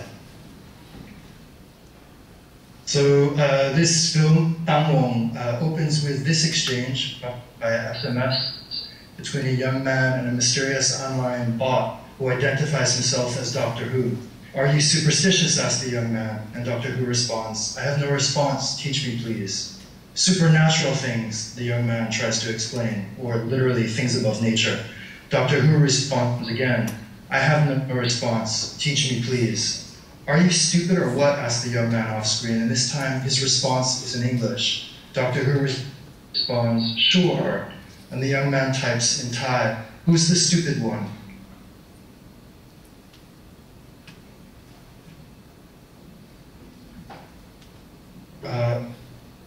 Doctor Who responds, "You're the asshole." This opening introduces the intersection of two powerful and often unseen ideas throughout the film that I examine tentatively in this paper: infrastructure and the wildly ambivalent interventions of the supernatural. Can you advance to the next slide, please?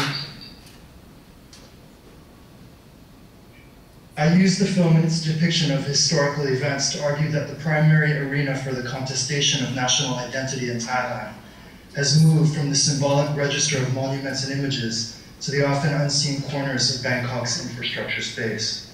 Although historically associated with physical networks for transportation, communication, or utilities that have been a critical indicator of a country's development throughout the 20th century. Infrastructure today is the point of contact and access between different sectors of the global neoliberal economy. Increasingly hidden from sight, infrastructure includes the bouncing microwaves, the atomized electronic devices that we hold in our hands, and the shared standards and ideas that bind urban communities and govern everything from technical objects to management styles. In Kong Dae's film, a comedy exploring the lives of 4 teenagers who struggle to fulfill a vow during the 2010 anti-government protests and violent repression that seized Bangkok. The characters are brought together through the unseen forces of a Jiao, or land guardian spirit, which reveals itself to be the infrastructural space of Bangkok that surrounds, connects, and ultimately stifles them. So the map on the left, thank you. The map on the left showed older transportation networks in the greater Mekong region, and the map on the right shows mobile phone usage in Thailand. So if you can advance to the next slide. While the director's authorial intentions may have been otherwise, the film that he has made opens up a new way of understanding cities that suggests the ways that users of these cities try to intervene on the unseen spatial relations that structure their daily lives. Key to this new understanding of urban space is the idea of the infrastructural uncanny. Sigmund Freud used the term in the early 20th century to describe a kind of alienation, the propensity of the familiar to turn on its owners. Using the term unheimlich, or literally unhomely, Freud unpacked the themes of personal and aesthetic estrangement in early 20th century German literature and extended them from the domestic interior into the city and then into the war-ravaged fields of Europe. During the time that Freud was writing, the homeland of Western civilization was defamiliarized by the barbarism of the First World War. The uncanny here is a useful tool for understanding the ways that the familiar appearance of modern infrastructural space is haunted by the spirits of the pre-modern past, suggesting the failure of infrastructural interventions like roads, railways, and telecommunications networks to create a modern urban society by supporting even geographical development between the capital and the countryside. The narrative of the film unfolds around 3 pairs of teenagers, who you see here. Young and Jay, 2 deck nerd or nerd male high school students who are going on to college. Bet or Best, a young male athlete trying to make the school ping pong team, and May, his supportive girlfriend, and M, a young male K-pop star and his girlfriend Fan. The 3 pairs make a vow at the local spirit house, or Samjiao, that if the spirit gives them success in their various endeavors, that they will perform a ritual Kamula, the dance from which the film takes its name, literally to form or gather as a group. When they fail to make good on their vow, a series of mysterious minor calamities befall them. The 4 young men seek the help of a transgender woman, who dances professionally at the most high-profile spirit house in Bangkok, the Erawan Shrine. Nat, however, has her own concerns, and as the film unfolds, we learn that the American man she thought was her lover has vanished with all of her savings. Can you advance to the next slide, please? This interpersonal narrative is set against the 2010 Red Shirt protest that seized key infrastructural sites of the city and transformed them into alternative political spaces replete with their own infrastructural interventions. The 2010 protests were part of demonstrations and counter-demonstrations that political analysts trace back to the emergence of Thaksin Shinawatra as a key player in Thai politics. A former police officer and telecommunications tycoon, Thaksin was elected prime minister in 2001 and re-elected in 2005. He was then ousted in the 2006 coup. A neoliberal populist, Thaksin's policies were hugely controversial. While on the one hand they appeared to favor the rural poor, they also liberalized the country's trade policies and disenfranchised important urban and minority constituencies. In the popular imagination, however, 2 key events were important in mobilizing public dissent against Thaksin's government. Can you advance? Thank you. One was the presiding over a ritual in the royal sanctum of the Chapel of the Emerald Buddha, which you see in the slide on the left. His political opponents construed this as an attempt to usurp the role of the king, who usually presided over such rituals. The second was the accusation by his opponents that he had masterminded an attack on the Brahma shrine that adjoins the Erawan Hotel in the Rajaprasam intersection. The shrine, a version of what in English is called the spirit house, is an important locus of both local and trans-regional veneration, where worshippers go to ask for the intervention of the local spirits in exchange for a vow, and to fulfill this vow when the local spirit intervenes. Whether these accusations were grounded in reality is well beyond the scope of this paper. Can you advance? Thank you. I invoke them here only to suggest the larger forces in play behind the narrative of Tamwa. In the neoliberal era of telecommunications, rituals attached to objects that command unseen spirits remain important political acts. Digital telecommunications of the sort that Thaksin made his fortune on, and the ritual forms of request that appear at shrines like the Erawan Shrine, may rely on unseen networks, but they are also overt points of contact and access between diverse members of society. In many ways, these nodal points, whether a phone screen or a samprapum, constitute the visible aspects of what Keller Easterling has described as infrastructure space. Easterling is among the most thoughtful intellectuals to comment on the importance of infrastructure as an architectural contribution to the governance of everyday life. She describes infrastructure space as a form not like a building, but as an updating platform that unfolds in time to handle new circumstances, quote, encoding the relationships between buildings or dictating logistics, unquote. The Bangkok in Tangwong is neither the glamorous high-rise skyline of the central business districts, as we saw in some of Adam and E's clips, nor the glittering temples or palaces that tourist brochures fob off as symbols of an invented heritage. Rather, these are mostly anonymous spaces, schools, housing blocks, the basements of shopping malls, underneath elevated highways. It is rare, in fact, that the film allows a glimpse of a facade or a building as a singular enclosed object. The events take place almost within one continuous corridor and suggest the ways that architecture in the city cannot be understood as a set of objects isolated in an empty landscape, but as an organized system of processes that facilitate production and consumption. Thank you. The one symbolic architectural typology that proliferates in Tangwong, as well as the landscape of Bangkok, however, is the San Prapum. Translated as spirit house in English, these scaled-down architectural models can be found not only in Bangkok but throughout mainland Southeast Asia and are intended to provide shelter to spirits who might otherwise dwell in other realms. Most shrines are dedicated to a form of genius loci or Prapum Jati, although others house Prachaya Mongkon and Pipuya Pitayai. Scholars working primarily in anthropology and religious studies have examined the importance of spirits in Thai popular religion, while Justin McDaniel has been attentive to the ways that local forms of religious belief have intervened from liturgical Buddhist practices and created everyday practices of relatedness, discomfort, and differences. Few historians, let alone architectural historians, have considered the ways such spirits and their group form structure the daily urban fabric in the absence of modern forms of infrastructure. Recent scholarship suggests that such spirits have been a popular and visible manifestation of the available technologies within popular religion to negotiate modernity and its associated anxieties.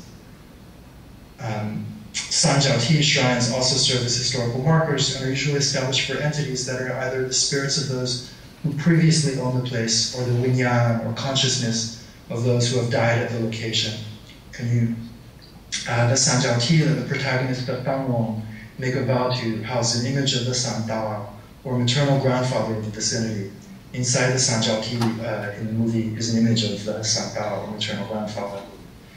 The counterpoint to the local shrine in the film is the Erawan Shrine, or Santao Mahaprabhu. Built in 1956, after a string of disasters delayed the progress of the hotel's construction, a government project, the Hotel Cornerstone, was laid on an inauspicious date, and the choice of site was equally inauspicious, as the Rajaprasam intersection had once been used to display public criminals. The original Erawan was a concrete box with tire ornamentation of the sort that had become popular during the tenure of the People's Party that overthrew the absolute monarchy in 1932. The Department of Fine Arts designed the Brahma image and the shrine that housed it.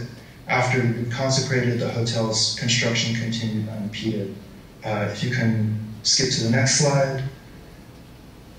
The Erewhon Shrine appears in a pivotal scene in Tangwon when Best May and Best younger brother pass the shrine.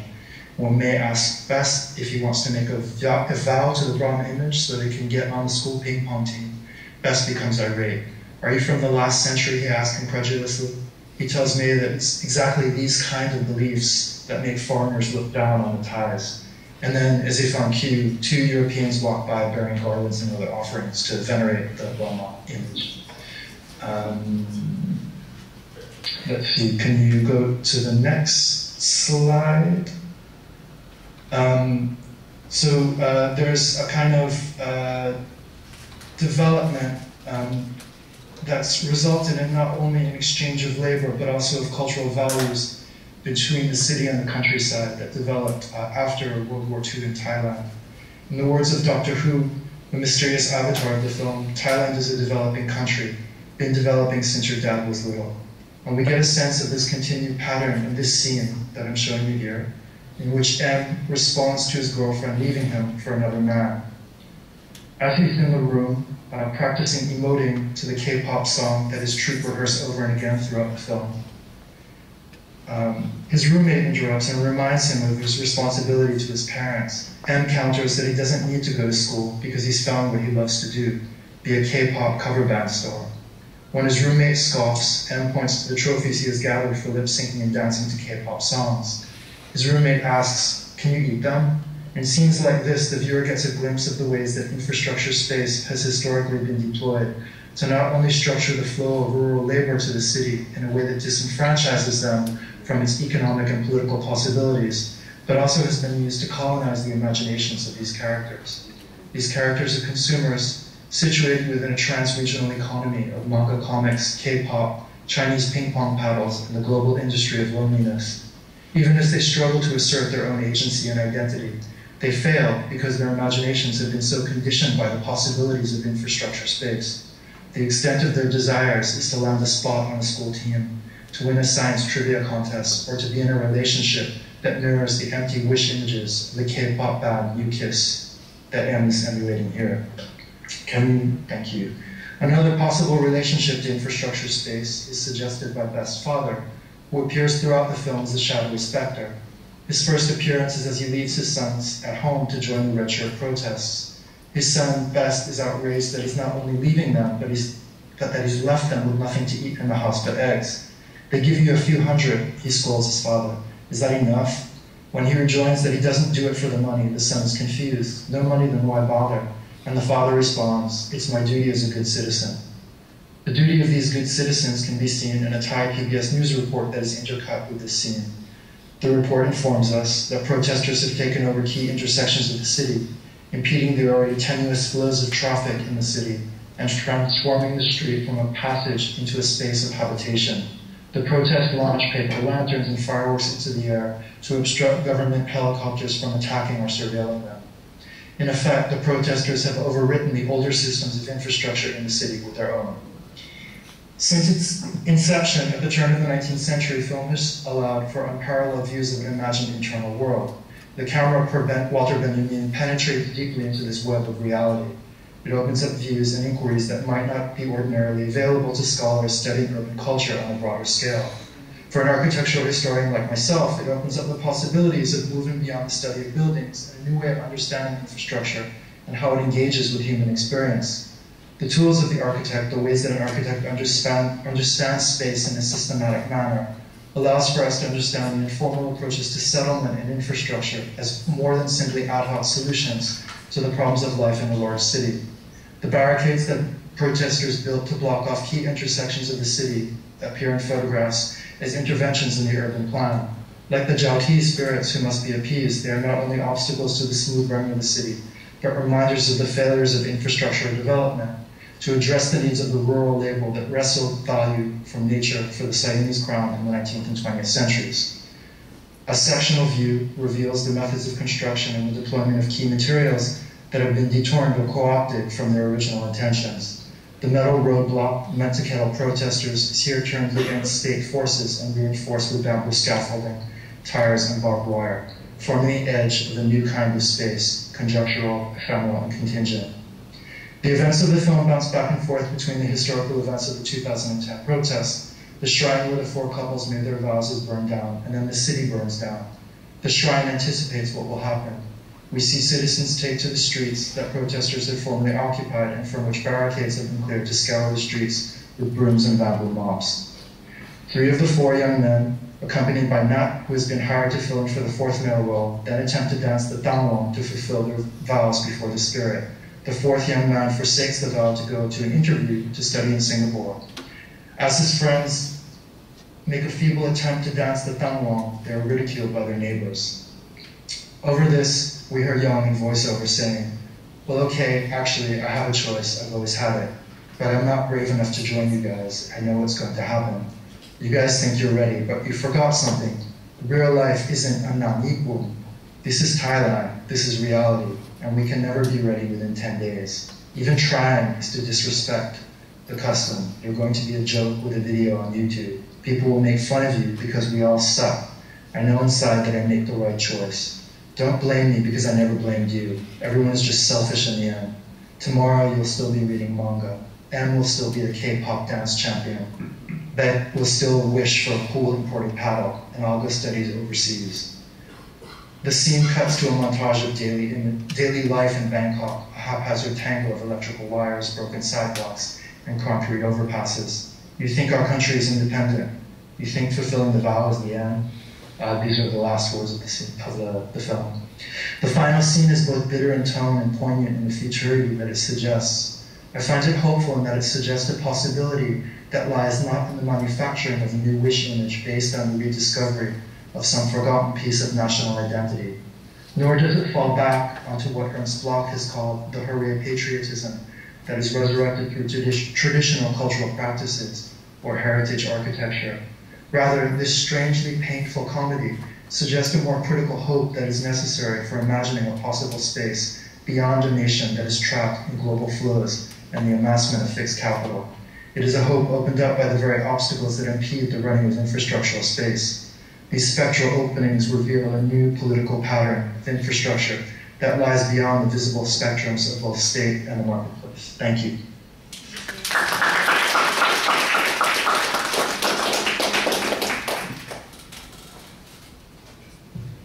So you just want to turn that round. Thank you, Lawrence. You can hear us, correct? Yeah, I hope you heard me okay. Yes, that was fine.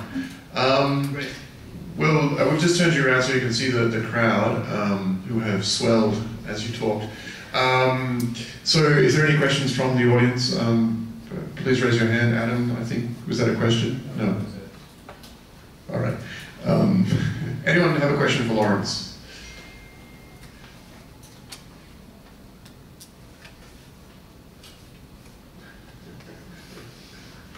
I know it's very Big Brother-like, but...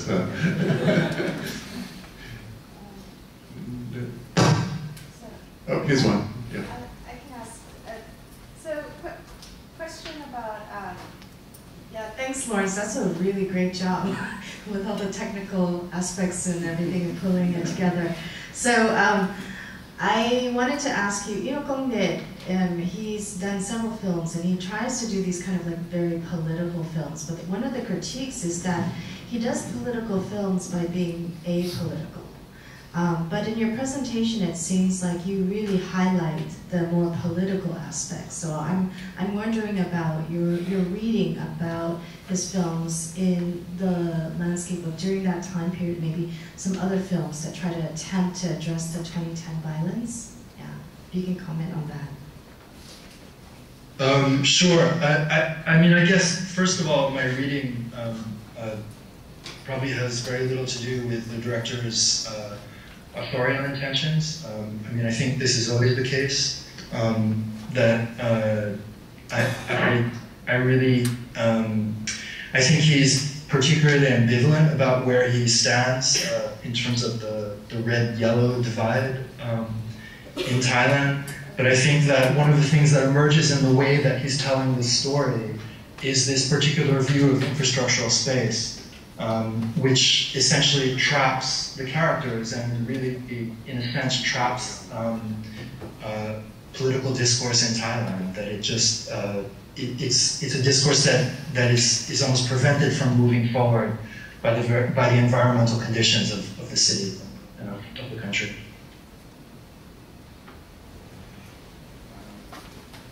And Adam Lee has a question. Just what you were talking about made me recall the film a bit more. One thing I do recall actually is that there are a lot of important dramatic scenes on rooftops, which would seem to connect to some of what you're saying, but you didn't comment on those. So I'm wondering maybe you want to talk about the importance of rooftops as space that are they apart from the infrastructure? Are they escape? Are they a part of it? They're a part of it. That's a great observation, actually.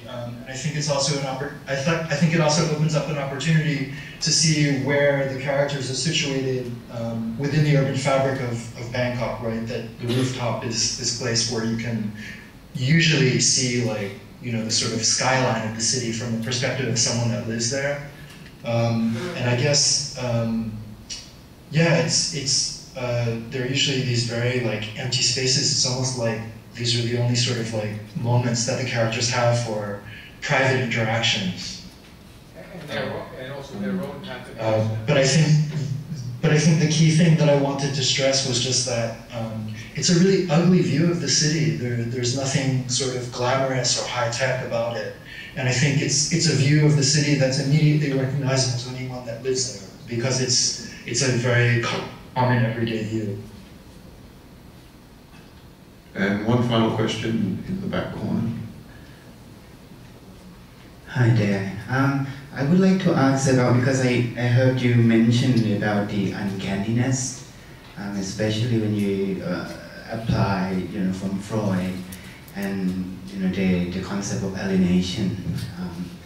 How do you engage those, sort of a Western concept of alienation into, the spaces of Thailand when I like the idea when you said about the infrastructure, but when you jump into the Thai context, the infrastructure that has been created or has been built, it seems like it's been adapted by the elites, or I would say like the higher level of people doing the Rama the 6th, Rama the 5th, Rama the 6th. That's when the modernization of Thailand started to happen, right?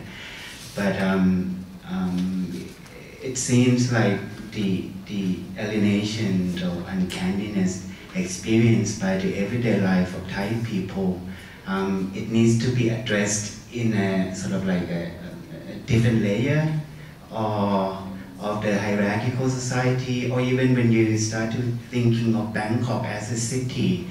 I'm not sure whether Bangkok as a city is, has the same sort of like common spaces as, any other global city, because, urban area of Bangkok itself has been adapted from the Western modernization. And it seems like, those areas may need sort of a different perspective to it. That's all. I just like to see how you engage the alienation and concept of uncanniness into Thai context. Thank you. That's a great question. And just a very quick response. Sorry? We're just kind of out of time, so if you can answer this in 30 seconds. I don't know if I can do that, except to say, it's a great question. I'm wrestling with these same questions myself. I'm not completely comfortable with the idea of the uncanny as a sort of like framework, a sort of template to understand what happens on the ground in cities like Bangkok. There was a paragraph or two of the paper that I cut out that dealt with this history of infrastructure space. And I would say, in fact, this is sort of the critical problem of living in a city like Bangkok, is that the infrastructure that was put in place by the monarchy and by compradors at the turn of the 19th, 20th century really had nothing to do with the people that eventually moved there. That even today, this is an infrastructure that does not serve its citizens. It's an infrastructure that serves royalty when they shut down roads to get from one place to another. You know, I think Bangkok is one of the few cities in which you know, a royal procession has precedence over an ambulance. So this tells us a lot about who infrastructure serves in a city like Bangkok. I don't know if I agree with you, though, that Bangkok is a unique case, and I think that in many ways, more and more, it's a representative global city, that the cities of today face the same kinds of problems of alienation and disenfranchisement that Bangkok does. Sorry, that was over 30 seconds. We will forgive you.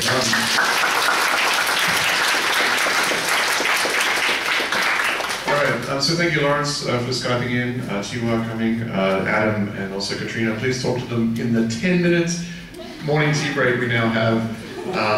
So please be back in the room by 10:25. The bell will be rung. And please talk to the presenters now and during lunch. Thank you. And we're back at 11:25.